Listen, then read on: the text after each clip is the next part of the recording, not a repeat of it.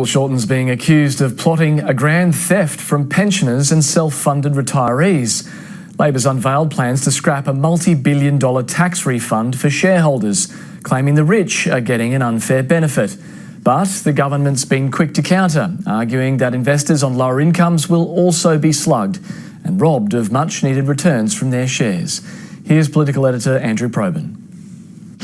Bill Shorten's firing new ordnance in his tax war with Malcolm Turnbull. This subsidy represents a ticking time bomb that must be defused. And yet again, the Labor leader presents a simple calculation. Tipping billions into exemptions and deductions for the lucky few is the same as ripping billions out of our schools and our hospitals. Big, bold economic reforms. That targets, they claim, mostly wealthy, self-funded retirees. This is a brutal tax grab from a Labor Party so addicted to tax, they just don't know where they're going anymore. Labor wants to stop the tax system allowing cash payments flowing from so-called dividend imputation. Take the example of retiree Susan. She receives a $700 dividend from her shares in a big bank. That dividend comes with a $300 franking credit, representing the 30% tax the bank's already paid on her investment. But as a self-funded retiree, she pays 15% tax on income. Susan can currently get a cashback refund representing the difference, worth $150.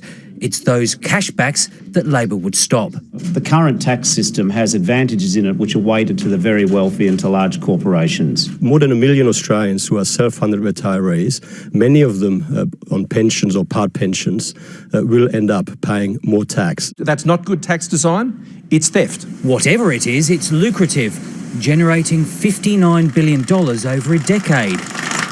Taking money away from retirees, some of whom aren't wealthy, carries obvious political risk. And judging by the government's opening salvos, it'll be fiercely fought. But the coalition also knows that Bill Shorten is amassing a sizable election war chest.